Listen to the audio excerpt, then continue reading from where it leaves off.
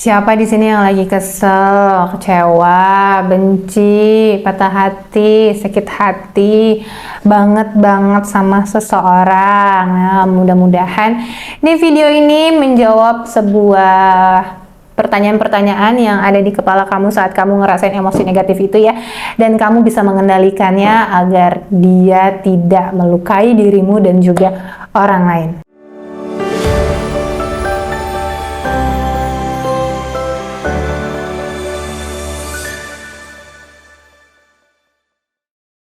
Ya, yang pertama banget perlu kita garis bawahi dan perlu banget kita yakini bersama adalah setiap emosi itu adalah perasaan alami yang kita rasakan dari kejadian, dari sebuah peristiwa ataupun dari seseorang yang kita temui. Jadi itu adalah perasaan alami otomatis banget yang kita nggak bisa kontrol saat dia datang.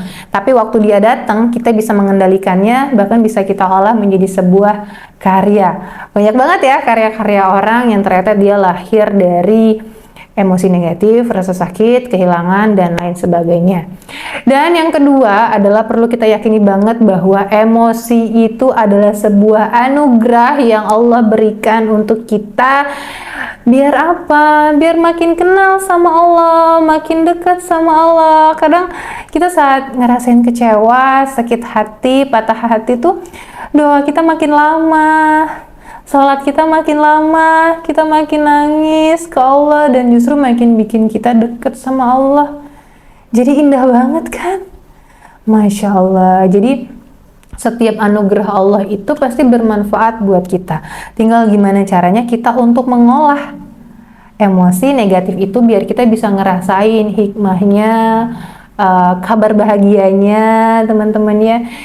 Jadi yuk kita manfaatin emosi negatif ini untuk tumbuh lebih tinggi lagi, melesat lebih tinggi lagi gitu ya, biar kita bisa menjadi sebaik-baiknya manusia. Karena sebaik-baiknya manusia itu adalah manusia yang bermanfaat, dan salah satu caranya kita bisa olah nih emosi negatif ini biar bisa menjadi sesuatu hal yang bermanfaat, paling enggak banget buat diri kita sendiri. Gimana kah caranya kalau misalnya aku lagi kesel banget gitu kan sama orang? Ya, silent dulu. Gitu ya. Kalau lagi kesel, lagi marah, lagi benci, silent dulu. Karena silent itu adalah proses kita untuk connect sama diri kita sendiri. Dengan kita silent, kita jadi mencari jawaban gitu. Aku nih marah kenapa ya? Ini tuh sebabnya apa ya? Bener nggak sih beneran salah dia atau salah aku yang memang aku lagi bete aja gitu. Connect sama diri sendiri, jeda dulu gitu ya. Ambil jarak dulu ya, karena sebenarnya marah itu ada banget marah yang kita perlu marah gitu teman-teman. Karena apa? Karena marah itu menjadi sebuah alarm kita, karena kita melihat sesuatu hal yang terjadi nggak sesuai sama norma, sama prinsip yang kita yakini. Jadi justru salah kalau misalnya kita melihat sesuatu hal yang salah, tapi kita nggak marah. Artinya kita mengiyakan sesuatu hal yang salah itu. Nah, nggak apa-apa banget kita mau mengungkapkan kemarahan itu, tapi tidak dalam keadaan yang marah. Biar nggak memberikan percikan-percikan api ya. Jadi kita perlu banget silent dulu dengan diri sendiri, jeda dulu teman-teman. Karena dengan kita silent, kita jadi sadar bahwa aku lagi ngerasain itu. Karena biasanya kalau emosi negatifnya itu adalah marah, kita biasanya setelah mengungkapkan marah saat kita marah-marah, biasanya itu berujung pada penyesalan. Apalagi ke anak, kasihan ya, anak nggak salah tapi malah merasakan dampak dari kesalahan kita gitu.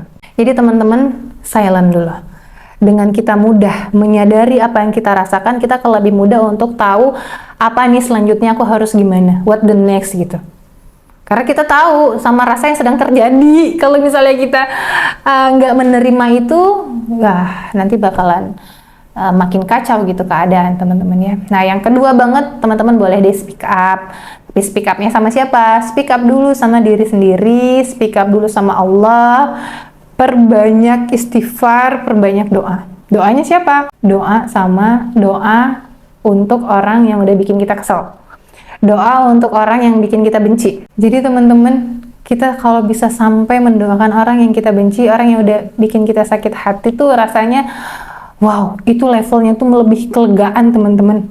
Mudah-mudahan bisa teman-teman ya. Nah sebelum doa itu kita bisa mulai juga dengan memperbanyak istighfar. Kenapa? Karena dengan istighfar itu kita jadi ingat lagi sama dosa kita. Jadi kita marah sama orang, karena kesalahan dia. Toh kita juga punya kesalahan kok yang bisa jadi itu belum terampuni.